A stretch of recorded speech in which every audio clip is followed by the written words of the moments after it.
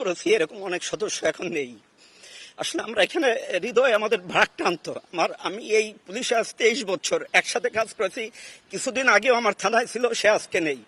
আসলে আমাদের পুরো পরিবার, আমার পুরো পুলিশ সদস্য, আমরা সত্যিকারের ট্রমাটাইজড। তার ভিতরে আমরা আসলে জনগণের প্রয়োজনেই কাজ করি। আমাদের ব্যর্থতা অনেক সময় আমরা জনগণকে বুঝাইতে পারি না।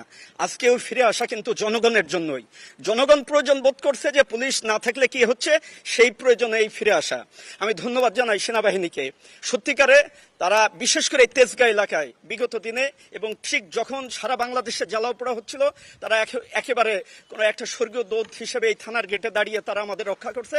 তাদের কাছে, তাদের প্রতি আমার এই থানার পক্ষ থেকে কৃতজ্ঞতা। আর আমরা আসলে সত্যিকারের স্বল্প পরিসরে, যেহেতু আমরা সবসময় কমান্ডে কাজ করি, একটা চেন অফ কমান্ড কাজ করে, আমরা এর আগেও যা করছি অর্ডারে করছি, আজকেও অর্ডার করেছে, তাই আমি থানায় চলে আসছি। এখন আমার অনেক সহকর্মী কান্না করতেছে, আসতে পারছে না। আমি চেষ্টা করছি যে আমরা সত্যিকার মানুষের প্রয়োজনেই যে কাজ করি, এই কথাটা তাদের বোঝাতে চেষ্টা করতেছি, তাদের মোটিভেটেড করে যে সত্যিকারে যে আমরা মানুষের প্রয়োজনে, এটা সেই প্রয়োজনটা আবার মেটানোর জন্যই কিন্তু আমরা চলে আসছি। তাই সবাইকে ধন্যবাদ। আমরা চেষ্টা করব এবং জনগণকে বলবো আমাদের রাস্তায় নেওয়ার জন্য।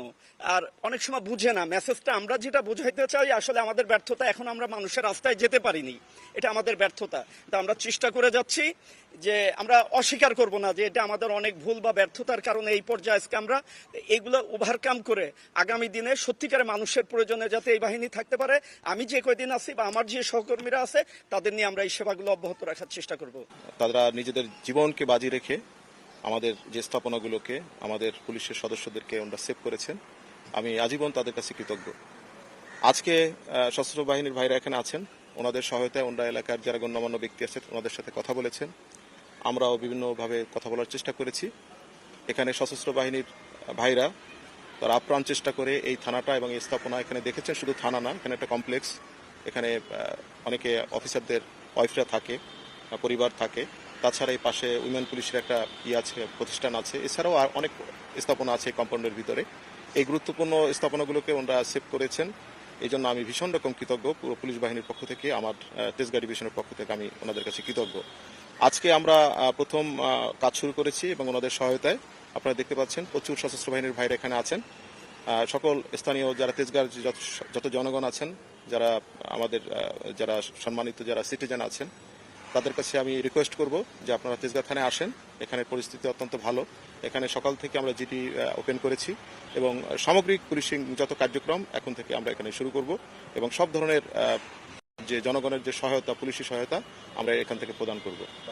আমাদের কন্ট্রোল করাটা যখন ডিফিকাল্ট হয়ে যাচ্ছিল, তখন আমাদের মাথায় আসছে যে থানা একটা গুরুত্বপূর্ণ স্থাপনা। এটার মধ্যে অনেকগুলো ফ্যামিলি আছে, প্রায় 200-300 ফ্যামিলি আছে, এখানে পুলিশ সদস্য আছে। ক্ষুব্ধ বা উচ্ছৃঙ্খলকারী কিছু নাগরিক যারা অনেক পুলিশ সদস্যকে হত্যা করছে, আহত করতেছে। তা আমাদের কাছে এটা মনে হয়েছে যে আমাদেরকে পুলিশকে আগে বাঁচাইতে হবে, তাদেরকে রিফর্ম করে নতুন করে কাজ করার জন্য তাদেরকে সেভ করাটা আমার অত্যন্ত জরুরি। এছাড়া ওই থানার ভেতরে ব্যাপক অনেক অস্ত্র রয়েছে। যদি এগুলো সন্ত্রাসীদের কাছে চলে যেত তাহলে এটা আমাদের নিরাপত্তার জন্য একটা চ্যালেঞ্জ হয়ে যেত। এই জন্যই আমাদের প্রথম কনসার্ন আসছে যে যেহেতু আমরা এখানে ডিপ্লয়েড ছিলাম, প্রথম কাজ হচ্ছে আমাদের এই থানাটাকে সেভ করা।